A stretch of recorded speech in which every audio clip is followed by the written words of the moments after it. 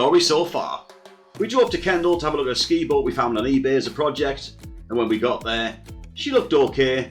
She was sat on a farm, and then we towed it back home and got it down the driveway for the first time, because we knew the next day we were going to be taking it back out the driveway and down to the local marina. On arriving at the marina, we had a good look round for the first time, and we all did that together on the previous videos. And then we decided to have a good inspection and found out that the bilges, the engine and everything else was completely full of oil, especially all around the centre area of the boat where the ski locker is. It was completely full of oil. We got the engine running for the first time.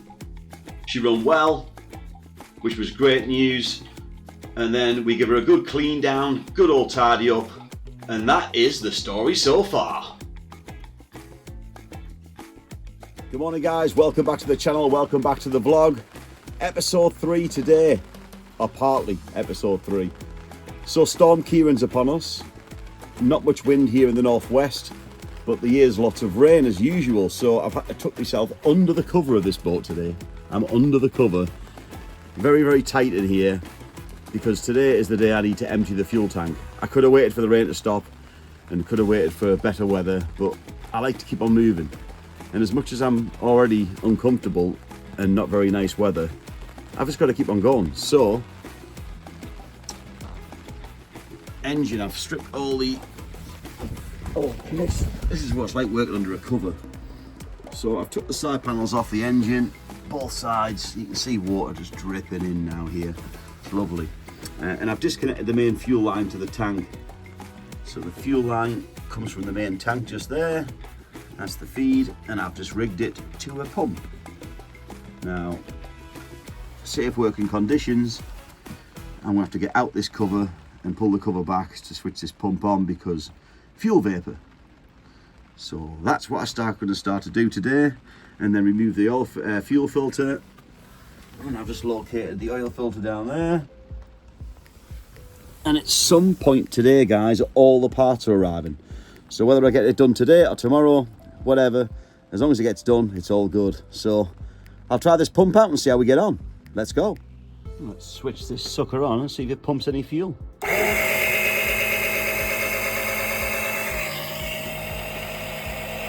yes.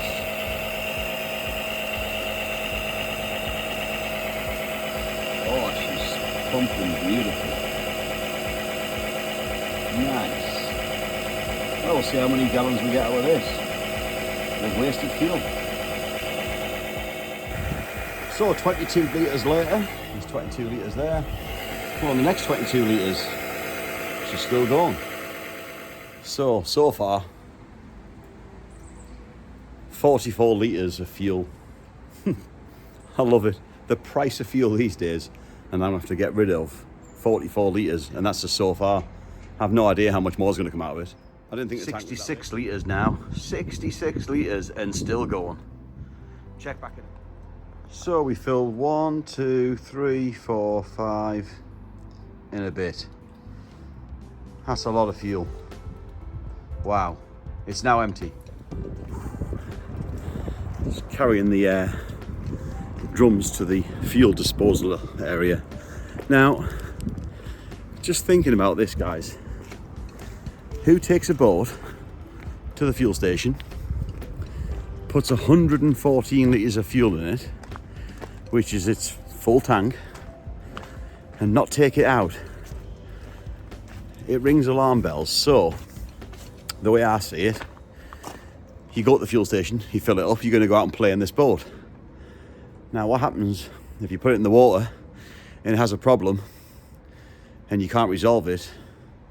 So you bring it back out of the water and burn no fuel. Hence why I think there could be more to this boat than meets the eye. It may run, but I don't know many people that fill a boat up and then just forget about it for 12 months, especially in the UK, and especially when the fuel's currently about £1.67 a litre. It's expensive, so there's a good few £100s worth of fuel there.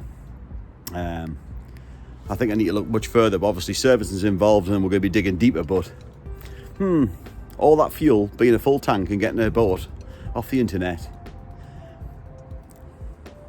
I think is a problem. But we'll find out. Guys, you don't know how much this hurts. The pain I'm going through right now for the price of fuel. Wow. This is painful.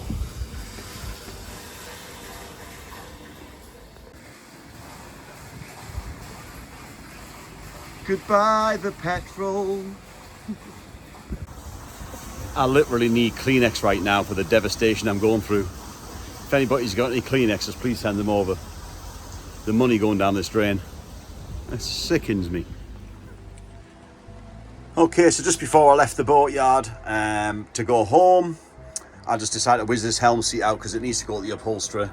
As you can see, it's come away on the stitching, so I'll see what he can do with that, because the rest of the seat, to be honest with you, is, apart from a bit of dirt and stuff on it, it's actually in pretty good order, so there's no point in reupholstering the whole thing if I don't have to. So we'll just see what he says and how he can fix that for me, because it's something I can't do. I don't own a sewing machine, and it's kind of not my world for doing upholstery. So there's that seat and the other piece of upholstery, which is here at home as well.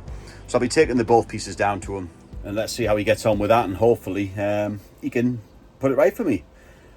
So also, I've heard my doorbell quite a lot of times today, so I think we may have some parts arrive, so we'll go and have a look at that. So the postman arrived and he delivered, looks like some 4.3 litre engine parts. It looks like we've got, I think this one is a new battery tray for the new battery.